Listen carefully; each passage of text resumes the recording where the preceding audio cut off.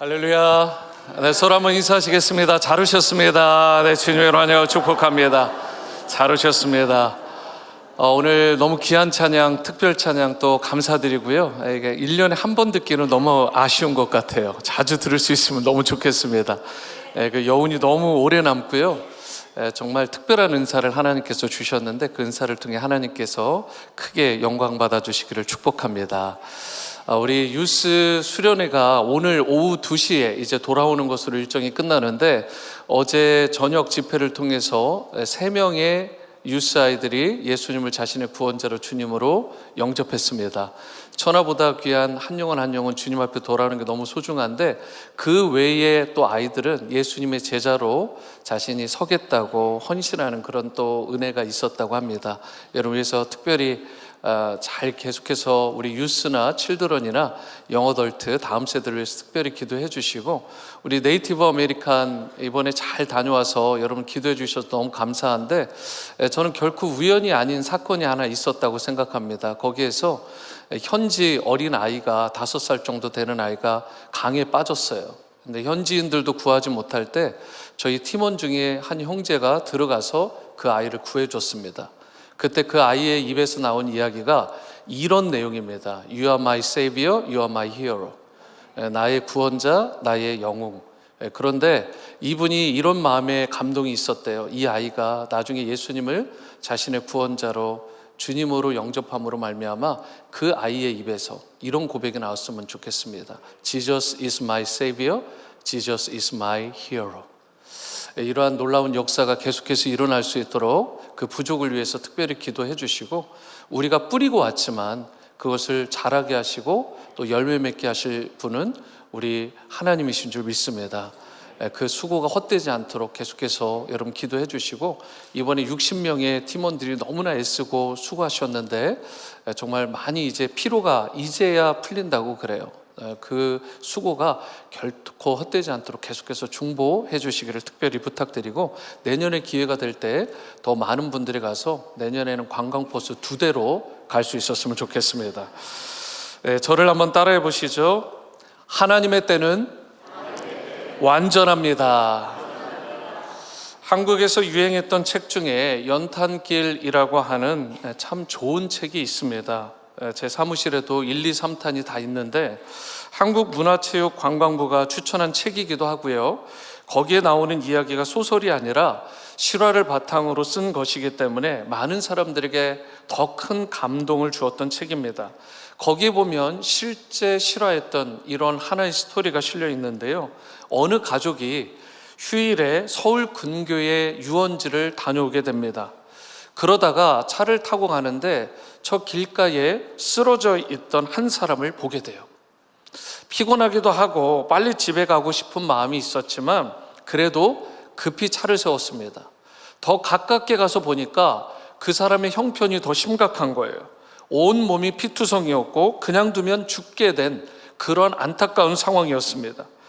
병원으로 옮기는 것만이 이 사람을 살릴 수 있는 유일한 길인데 차가 너무 작은 거예요. 그래서 함께 동승하고 있던 자기 아내와 아이를 일단 인도에 있게 하고 이 사람을 뒤에다 눕혀서 태우게 됩니다. 그래도 이 환자를 살리는 것이 급하니까 이 가족도 다 오케이를 했고요.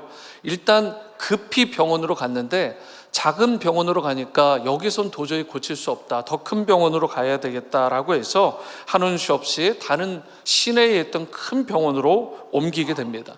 그 과정 가운데 2시간 정도가 지나서 겨우 수속을 마치고 이제 차를 몰고 그 자리로 돌아왔는데, 아니 글쎄 보여야 될 아내와 아이가 없는 거예요. 아무리 둘러보고 소리를 질러도 이 가족들이 나오질 않는 것입니다. 할 수 없이 집으로 가면서, 그 당시에는 공중전화밖에 없던, 셀폰이 없던 시절이어서 전화를 했는데 집에 아무도 받질 않는 것입니다. 그래서 마음이 너무 불편한 거예요. 이게 집에 있는지, 도대체 지금 그 길가에서 헤매고 있지는 않은지. 그러다가 설상가상으로 집에 딱 도착했는데 차들도 빼곡하고 거기에다 사람들도 웅성웅성한 거예요. 가만 보니까 자기가 살고 있던, 가족이 살고 있던 빌라에 불이 난 것입니다. 그 빌라는 자기 가족들도 살고 있었지만 그 위층에 처제의 가정도 함께 살고 있었어요. 그러니까 놀란 가슴으로 그 빌라를 향해서 뛰어 들어가는데, 빨리 구해야 될 거 아니겠어요? 뛰어 들어가려고 하는데 누군가 다급히 부르는 소리가 들리는 거예요. 여보, 여보, 우리 여기 있어요. 이 부인과 아이가 거기 있었던 것입니다. 어떻게 된 거지냐고 자초지종을 물으니까 1층에 있었던 가스가 폭발하면서 불이 났다는 거예요. 걱정되잖아요. 자기 가족은 여기 있지만 또 처제는요. 처제 가정은 어떻게 됐냐고 물으니까 정말 불행 중 다행으로 다 무사하다고 이야기를 하는 것입니다. 그러면서 설명을 합니다. 아까 길에서 1시간쯤 기다리다가 아무래도 안 되겠다 싶어서 좀 걸어서 공중전화해서 연락을 했대요. 그리고 처제가 전화를 받더니 자고 있던 아이까지 다 해서 3명이 이 가족을, 이 아내와 이 아이를 데리러 온 것입니다. 그리고 바로 그 사이에 1층에 가스가 터지면서 집에 불이 난 것입니다. 결국 어떻게 된 거예요? 길에 쓰러진 사람을 구하기 위해서 지체했던 그 시간인데, 세상의 사람의 생각으로 봐서는 참 아까울 수 있는 시간이었지만 사실 그 시간이, 지체한 시간이 있었기 때문에 이들 부부와 자녀는 물론이고 처제 가정도 살 수 있었던 것입니다. 많은 경우에 우리들은요, 앞을 향해서 빨리빨리 가기만 하면 좋다고 생각하는 경향이 있어요. 그런데 사실은 그렇지 않습니다. 바른 일을 하면서 우리가 가는 것, 그것이 더 귀한 것입니다. 특별히 하나님이 정하신 타임테이블이 있어요. 하나님이 정하신 하나님의 때가 있습니다. 하나님이 정하신 그 때에 맞추어서 내가 해야 될 바른 일을 하면서 살아가는 것이야말로 우리가 이 땅 가운데서 인생 최고의 가치 있는 삶이 되는 것이고 가장 축복된 인생이 되는 것입니다. 이런 면에서 좀 느린 것 같고 좀 더딘 것 같아도 괜찮아요. 하나님과 함께 갈 때 여러분과 저의 삶이 비로소 풍성해지게 되는 것이고 하나님이 기뻐하시는 아름다운 삶, 가치 있는 삶으로서 하나님께 최고의 영광을 돌리는 인생으로 살아갈 수 있게 되는 것입니다. 사람들은 저마다 열심히 인생을 살아가요. 열심히 살아가지 않는 인생 제가 거의 못 본 것 같습니다. 다 열심히 살아가요. 그리고 너무 바쁘고요, 너무 분주하고 너무 빨라요. 그러다 보니까 우리도 그래야 되는 줄 알아요. 그래서 같이 그 흐름에 휩쓸려 가지고 그저 바쁘게만 살려고들 하는 거예요. 그러나 다시 강조드리지만 빨리 가는 것보다 하나님과 함께 동행하는 것, 나의 일을 위해서 나의 타이밍에 맞춰서 분주하게 달리는 것보다 비록 느려 보일지라도 하나님과 함께 동행함으로 살아가는 그 삶이야말로 성경이 제시하는 가장 건강하고 아름다운 삶이라는 것을 여러분과 제가 기억하며 살아갈 수 있게 되기를 바랍니다. 그렇다면 이처럼 분주하고 바쁜 세상 가운데에서 과연 어떻게 할 때 우리가 완전하신 하나님의 때에 맞춰서 살아감으로 말미암아 하나님이 기뻐하시고 또 하나님께 최고의 영광을 돌리면서 우리에게도 풍성한 열매가 있는 기쁨과 행복의 인생으로 우리가 가치 있게 살아갈 수 있을까? 오늘 말씀을 통해서 이 부분에 대해서 함께 나누고자 합니다. 첫 번째로, 완전하신 하나님의 때에 맞춰 살려면 이 생의 자랑을 내려놔야 돼요. 이 땅의 자랑, 이 생의 자랑을 다 내려놔야 되는 것입니다. 4절 말씀을 보십니다. 스스로 나타내기를 구하면서 묻혀서 일하는 사람이 없나니 이 일을 행하려 하거든 자신을 세상에 나타내소서 하니. 이 4절 말씀을요, 특별히 현대인의 성경으로 보시면 이렇게 번역되어 있습니다. 이왕 이런 일을 하실 바에는 형님 자신을 세상에 나타내십시오. 누구의 이야기입니까? 예수님 동생들의 이야기입니다. 아더 핑크는 그의 요한복음 강해에서 이 사절에 자신을 세상에 나타내소서라는 뜻을 이렇게 설명했어요. 우리를 좀 예루살렘으로 데리고 가소서. 그리고 거기에 모여 있을 많은 사람들 앞에서 놀라운 이적과 기사를 행하소서. 그래서 당신 자신을 중요한 인물로 만드실 뿐만 아니라 모든 사람들로 하여금 당신이 메시아라는 이 사실을 깨달을 수 있게 하소서. 그런데 안타까운 게 뭔가요, 여러분? 여기서 느껴지는 게 뭐예요? 그들이 하나님의 마음, 하나님의 그 뜻과 목적에 대해서는 너무나 무지한다는, 너무나 관심이 없다는 것입니다. 그들이 말한 모든 내용들은 1부터 100까지 다 이 땅의 이 생의 자랑인 거예요. 이 생의 자랑이 다 드러난 것입니다. 그래서 요한일서 2장 16절에서도 이렇게 말씀하는 거 아니겠어요? 이는 세상에 있는 모든 것이 육신의 정욕과 안목의 정욕과 이 생의 자랑이니 다 아버지께로 온 것이 아니요 세상으로부터 온 것이라. 무슨 말입니까? 세상은 온통 이 땅에서의 자랑들로 가득하다는 거예요. 세상 사람들을 다 들여다보면 온통 자기 자랑 일색이더라는 거예요. 그리고 그러한 이 생의 자랑은 결코 하나님으로부터 온 것이 아니라 세상으로부터 온 것이라고 분명하게 밝히고 있습니다. 예수님의 형제들도 마찬가지예요. 예수님에게 좀 큰 세상에 나가서 당신을 좀 보여주라고, 당신을 좀 과시하라라고 그렇게 충동질하고 있는 거예요. 빨리 예루살렘으로 가서 이스라엘의 그 중심지로, 심장부로 들어가서 출세도 좀 하고 소위 정치적인 메시아가 되어서 권력 하나 잡아보고 나라를 좀 새롭게 뒤집어 보라는 것입니다. 그런데 예수님 어떻게 반응하셨나요? 예수님의 반응이 중요한 거잖아요. 10절을 보십니다. 그 형제들이 명절에 올라간 후에 자기도 올라가시되 나타내지 않고 은밀히 가시니라.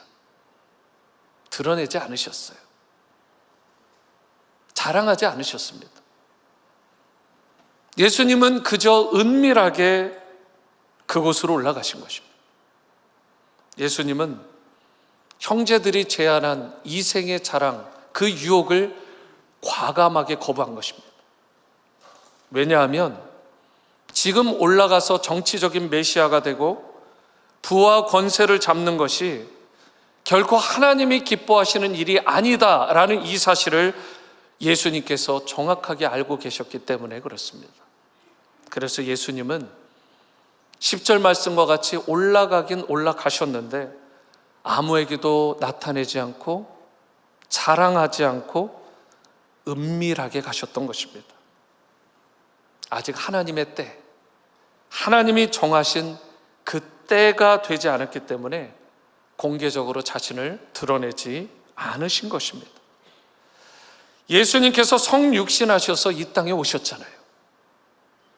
왜 인간의 몸을 입고 하나님의 본체가 되신 그분이 이 땅에 오셨나요? 그 이유와 목적이 뭐예요?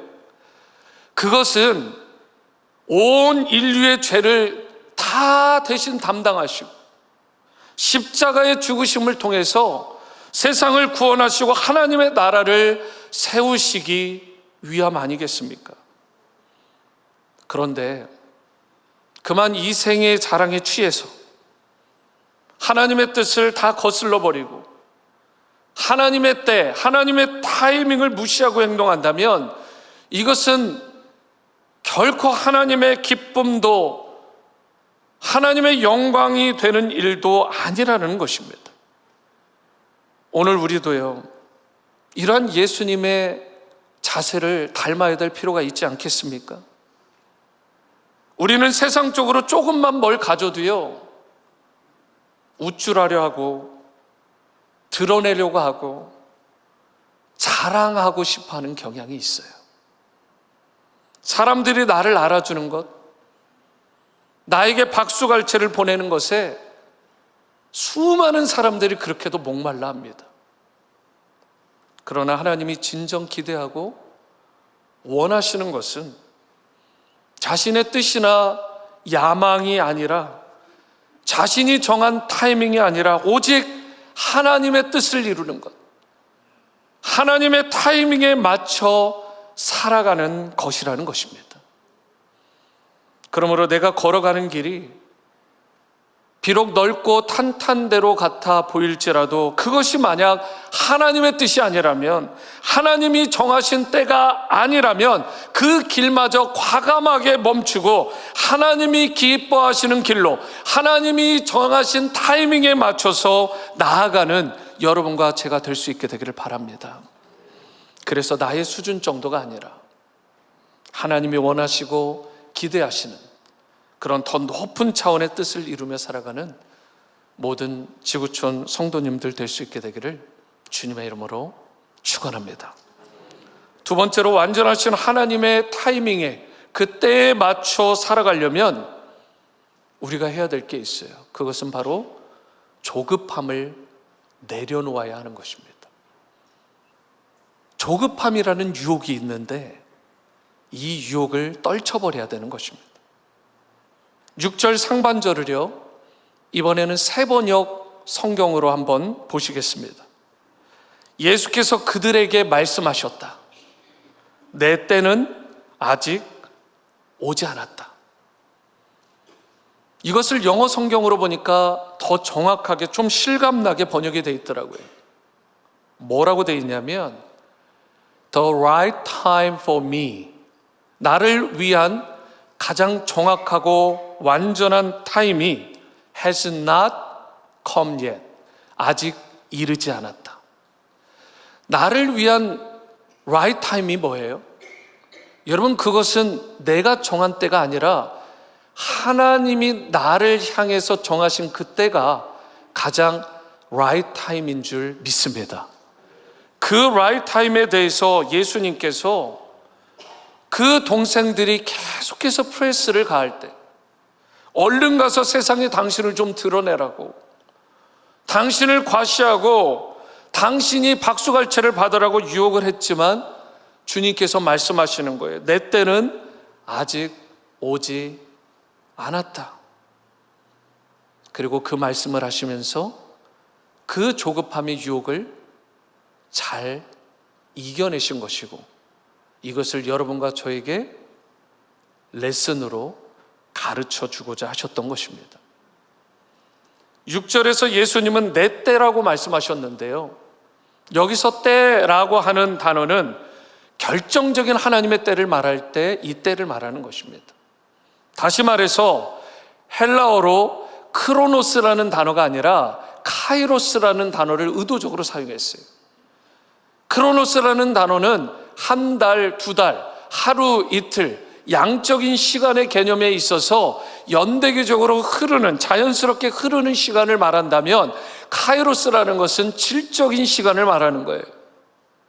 그래서 특별히 하나님이 정하신 때, 하나님이 정하신 그 타이밍을 말할 때 이 카이로스라는 단어를 쓰는데, 특별히요, 그 중에서도 하나님의 그 구속자적인 관점, 구속사적으로 결정적인 타이밍을 말할 때 이 카이로스가 주로 쓰입니다.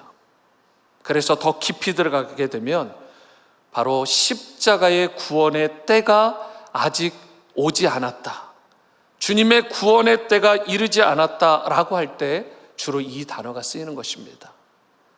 여러분, 하나님의 때, 하나님의 타이밍이 너무나 중요한 것이죠. 이 타이밍에 제대로 맞추지 않으면 여러분과 저의 삶, 우리의 삶은 메스업 될 수밖에 없는 거예요. 엉망진창이 될 수밖에 없는 것입니다. 창세기를 보면 아브라함이라는 인물이 나오잖아요. 근데 아브라함이 다른 면에서는 굉장히 훌륭한데요, 조급해하고 기다리지를 못해서 일을 그르친 적이 있다라는 것, 우리가 성경에서 볼 수 있죠. 아브라함의 믿음이 얼마나 좋습니까? 그리고 그 인격이 얼마나 훌륭해요.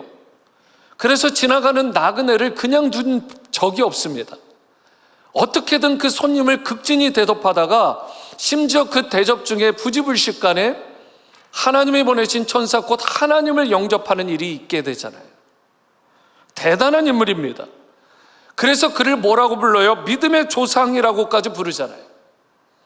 그런데 성경을 보면 아브라함에게 약간의 조급함이 있었다라는 것을 우리가 알 수 있어요. 하나님께서 아브라함을 부르시잖아요. 그리고 그의 몸에서 자식을 주겠다라고 약속하셨습니다. 그런데 몇 년이 지나도 소식이 없는 거예요. 사라를 통해서 잉태의 기운이 없는 것입니다. 그러자 창세기 15장을 보시면 아브라함이 약간 화가 났는지 서운한지 약간 하나님 앞에 대들듯이 얘기를 해요. 하나님께서 나에게 자식을 주지 않으시니까 어쩔 수 없습니다. 내가 집에서 기르던 종인 엘리에셀을 저의 상속자로 삼고 저의 모든 유산을 넘겨주겠습니다. 그러니까 아마도 기다렸는데 자식이 생기지 않으니까 거기에 대한 불편한 마음, 불만 이런 것들이 터져가지고 아마도 이렇게 표현을 했던 것 같아요. 사실 가만 생각해 보면 하나님께서 그 타이밍에 아직 주지 않으신 것뿐이지 영원히 안 주신 것은 아니잖아요. 이것은 아브라함이 조급했던 것이지 하나님이 늦으신 게 결코 아닙니다. 하나님은요, 하나님께서 정하신 그 타이밍이 되면 아들을 주시는데 아브라함이 지금 어떻게 하고 있어요? 왜 주지 않냐고, 내가 정한 타임, 내가 원하는 그 시간, 그때에 주지 않냐고 불평하며 원망하고 있는 것입니다. 자신의 타이밍에 하나님을 맞추고 있는 거예요. 그러더니 아니나 다를까 어떻게 돼요? 결국 일을 저지릅니다. 물론 그의 아내 사라의 충고를 따른 것이긴 하지만 두 사람이 다 조급함이 나서 조바심 때문에 일을 그르치게 돼요. 애굽에서 왔던 여종 하갈이 있잖아요. 그에게서 아들을 얻게 된 것입니다. 그 종을 통해서 얻게 된 아들의 이름이 뭐예요? 이스마엘이잖아요. 이스마엘은 성경에 따르면 축복의 씨가 아닙니다. 약속의 씨가 아니라 오히려 불행과 저주의 씨앗이 돼요. 이 불행의 씨가 아브라함 당대 때만 불행의 씨가 아니었습니다. 오늘 이 시대의 가운데 보더라도 이 이스라엘과 아랍의 국가들, 세계적으로 이슬람이 보이는 반기독교적이고 기독교인의 폭력적으로 행하는 그 흐름들을 보시는 것처럼 극심한 불행의 열매들이 바로 이때 잘못된 조바심으로 조급함으로 말미암아 벌어진 일입니다. 하나님이 정하신 때를 아브라함과 사라가 신뢰하지 않았어요. 그리고 그로 말미암아 엄청난 일을 그르치게 된 것입니다. 우리가 무슨 일을 하든지 기억해야 될 것이 바로 이 부분입니다.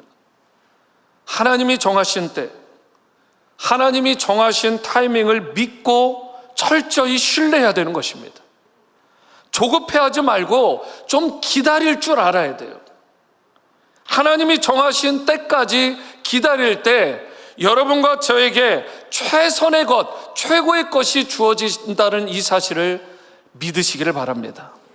이것을 마음에 잘 새기시고 이 원리를 따라 살아가셔야 되는 것입니다.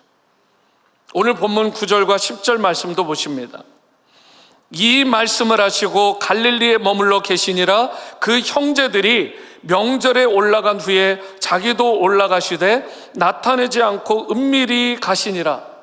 여기에 보시면 예수님은 하나님의 때가 되지 않았을 때는 갈릴리에 머물러 계셨잖아요. 그러다가 10절에 보면 예수님이 비밀스럽게 가시긴 했지만 예루살렘에 은밀하게 올라가셨어요. 그런데 과연 9절과 10절 사이에, 이 짧은 9절 사이에 도대체 무슨 일이 있었냐는 것입니다. 저는 여기에 때가 참에라는 말이 추가가 되면 이 9절과 10절이 가장 잘 이해가 될 것 같아요. 갈릴리에 머무셨던 예수님이셨는데 때가 참에 예루살렘으로 올라가신 것입니다. 때가 참에라는 이 말이 여러분 키워드가 되는 거예요. 가장 중요한 말이 되는 것입니다. 우리 인생에 있어서도 마찬가지. 창세기 3장 15절을 보시면 여자의 후손에 대한 약속이 나오고요, 뱀의 후손이 할 일이 나와요. 그래서 창세기 3장 15절 말씀 다 함께 읽겠는데요, 시작. 내가 너로 여자와 원수가 되게 하고 내 후손도 여자의 후손과 원수가 되게 하리니 여자의 후손은 내 머리를 상하게 할 것이요 너는 그의 발꿈치를 상하게 할 것이니라 하시고, 여기서 여자의 후손은 뱀의 머리를 상하게 한다라고 되어 있는데 영어로 보면 crush라는 단어를 썼어요. 완전히 뭉갠다라는 뜻입니다. 그런데 뱀의 후손은 어떻게 한대요? 여자의 후손의 발꿈치만 상하게 하는 것입니다. 이 본문 자체만으로는 이것이 무슨 뜻인지 정확하게 이해가 되지 않아요. 하지만 성경 전체의 구속사적인 관점에서 이 말씀을 헤아려 보면 이 뜻이 분명해집니다. 뱀의 후손이 여자의 후손의 발꿈치를 깨문 것, 상하게 한 것은 십자가 사건을 의미하는 거예요. 예수님께서 십자가에서 고난 당하신 것, 그러나 이 여자의 후손이 장차 뱀의 머리를 어떻게 해요? 크러쉬, 상하게 할 것이라는 이 말씀, 이것은 십자가에서 승리하신 예수님, 궁극적으로는 심판주로 다시 오실 때 그때의 예수 그리스도께서 궁극적으로 하실 사건을 의미하는 것입니다. 짧은 말씀 구절이지만 여기에 하나님의 크고 놀라운 구원 계획이 다 들어있는 것이죠. 그런데 이 여자의 후손이 이 땅에 오시는 것이 약속된 후에요, 실제로 얼마나 지나셔 오셨을까? 이것은 정확한 연대라고 우리가 볼 수는 없겠지만 유대인들의 관점으로 한번 보죠. 유대인들의 역사적 관점에 따르면 그들은 역사를 굉장히 짧게 보죠. 사람의 역사만 보면 6,000년 정도로 봅니다. 첫 번째 2,000년을 아담에서 아브라함까지로 보는데, 여러분 그 2,000년 동안 굉장히 많은 사건들이 있었잖아요. 노아 때 홍수 사건이 있었고요, 바벨탑 사건이 있었고요, 많은 나라들과 민족들이 나누어지고 흩어지고 또 싸우는 그런 무수한 역사의 변천사들이 이 시기에 있었던 것입니다. 그런데 그 2000년의 시간이 지나갔는데 이것으로 다 된 게 아니잖아요. 하나님께서 아브라함을 부르십니다. 그래서 아브라함을 부르신 이후에 또 2000년이 지나가지고 예수님이 오세요. 예수님께서 또 이 땅 가운데 오셨는데 세컨 커밍, 다시 오시마 약속하셨잖아요. 그 재림의 주님으로 오실 그 시간은 또 얼마가 될지 아무도 모릅니다. 오직 하나님만 아세요. 때로는 어떤 성도님들 가운데 이런 분이 있어요. 목사님, 제가 살아있는 동안에 예수님이 오실 것 같아요. 제가 그게 딱 느껴져요. 그게 한편으로는 맞는 것 같지만 한편으로는 그게 조금만 잘못 나가면 이상해집니다. 여러분, 주님께서 오시는 것은 물론 그 긴박성을 가지는 것은 필요하지만 하나님만 하신다라고 되어 있어요. 그래서 정확한 시기를 말하는 것 즉시 그 사람은, 그 단체는 이단이 되는 것입니다. 여러분, 우리 생각에는 그 재림의 주님이 빨리 오셨으면 좋겠죠. 지금 당장 오셔서 뱀의 머리를 크러쉬, 그 사단의 머리를 크러쉬 완전히 부셔버리면 좋겠는데, 하나님의 나라를 회복하시고 우리를 구원하셔서 다 천국에 들림받도록 하시면 좋겠다라고 생각할지 모르지만, 하나님의 역사는 하나님의 정하신 때가 차야 이루어지는 것입니다. 하나님이 정하신 때에 따라서 하나님의 역사, 하나님의 뜻이 이루어지게 되는 것입니다. 이런 의미에서 우리 그리스도인의 삶도요, 때가 참에라는 말이 너무나 중요한 거예요. 여러분들 중에 자녀들의 변화와 성숙을 기대하면서 또는 그들이 주님 앞에 돌아오기를 간절히 기도하는 분들 많이 계실 것입니다. 그런데요, 성경에 따르면 어때요? 하나님이 정하신 때가 차야 자녀들의 참된 변화와 성숙이 이루어지는 것입니다. 마치 농부들이 씨 뿌리게 할 때도 마찬가지로 여러분과 제가 이 사랑의 씨, 복음의 씨를 뿌리는 것도 다 마찬가지로 때가 중요한 거예요. 씨를 뿌리고는 곧바로 열매를 거둘 수 없는 것입니다. 때가 차야 거둘 수 있게 되는 거예요. 우리 워싱턴 지구촌 교회가 지금도 물론 좋은 교회이지만 주님께서 부어주시는 더 크고 더 놀라운 부흥을 경험하고 우리가 성장하는 것, 하나님의 나라가 날로 확장되고 주님의 뜻과 비전이 성취되는 것 역시 때가 차야 되는 것입니다. 여러분에게 각자가 기도하는 기도의 제목들이 있으실 것입니다. 그러나 이것을 기억하시기 바랍니다. 당장 응답 받으면 좋으시겠지만 때가 차야 되는 것입니다. 하나님의 때는 완전하다, 이 사실을 믿으시고 계속해서 응답 받을 때까지 기도하셔야 되는 것입니다. 포기하면 안 됩니다. 하늘이 열릴 때까지, 그리하여 마침내 은혜의 비가 폭포수와 같이 임할 때까지 기도하고 또 기도해야 되는 것입니다.